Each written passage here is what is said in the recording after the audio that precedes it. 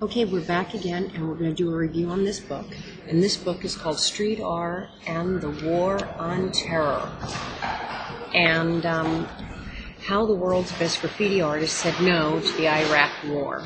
I'm going to read a little bit from the back of this book that talks about the intent.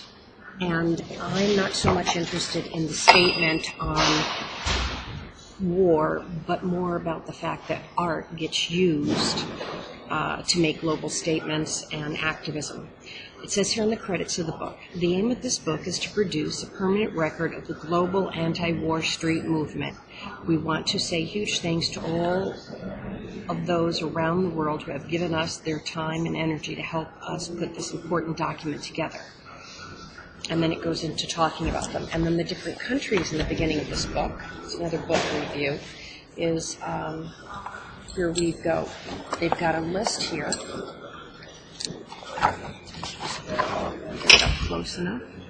Of all the countries in Europe, where, and then it's got a list here of all the states and locations in America. And we're going to take a look at some of the images here, how stencil artists and graffiti artists used art on the streets to make a statement. And as you can see here, it's got, there we go.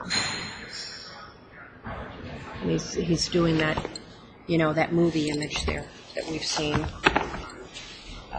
Elect a madman, you get madness. Look at that one. And these are all street forms of media that we have. Here's another one with,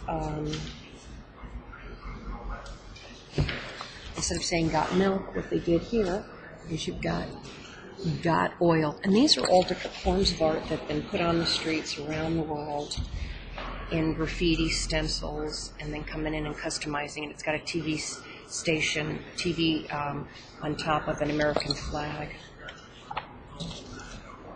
This one here is directed at the Bush family. And again, these are all stencils and large graffiti works that have been put on streets where people around the world have put these out to make their statements. This one, look at, they used a push button, they printed off stickers. Is the UK government doing a good job, yes or no? It's a button for walking. Now this one's sad. Ever thought of joining? Talk to someone who has lost a son in Iraq. And then here it's flowers, and it's a girl, and it's got a different style, but then you see she's got a gun. And with her gun, she's got flowers coming out of her gun. Here is a hand grenade, a stencil again, with a fetus inside. War on terrorism. And these could be huge, huge murals.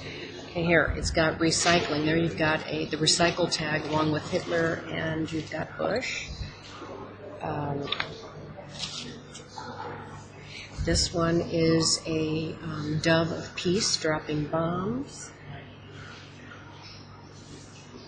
And then you've got a soldier or a person hiding with a bullet on their back that they're launching a rocket.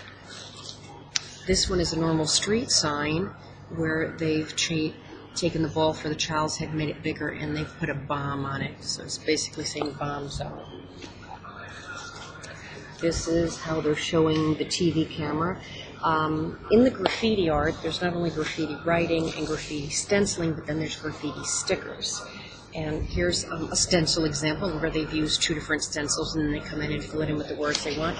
Here is where they've used stickers. So they took stickers of George Bush Jr.'s face and put a Hitler mustache and a Dolly mustache and blood on his lips and a bullet in his head, trying to make different social statements.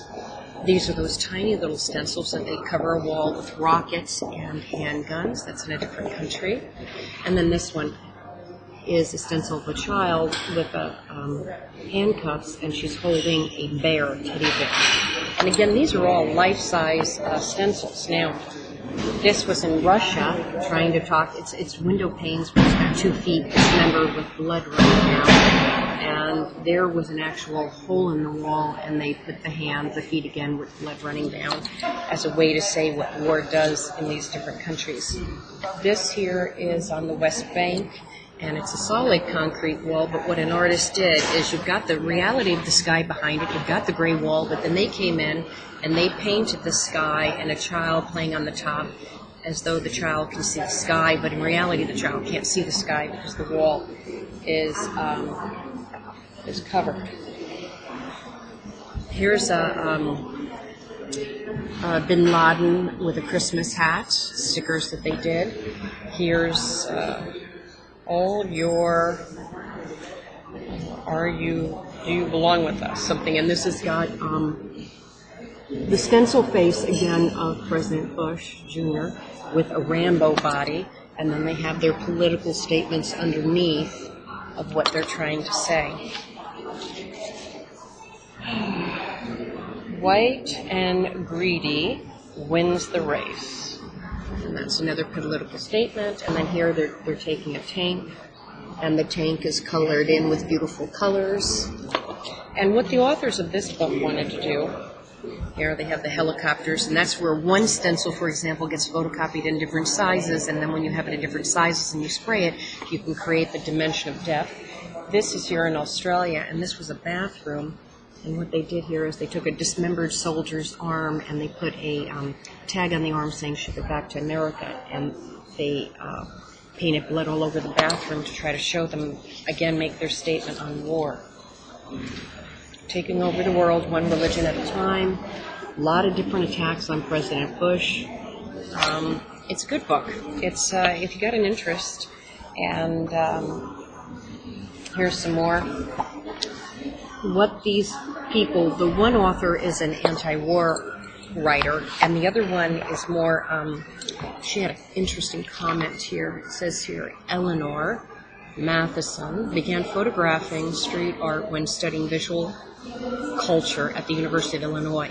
She is currently preparing an exhibition of new graffiti work from Brick Lane and some other place in London, Berlin, and Barcelona. Her projects include establishing the first archive of international anti-war street art to preserve the politically crucial work currently being created by artists in the world's major cities.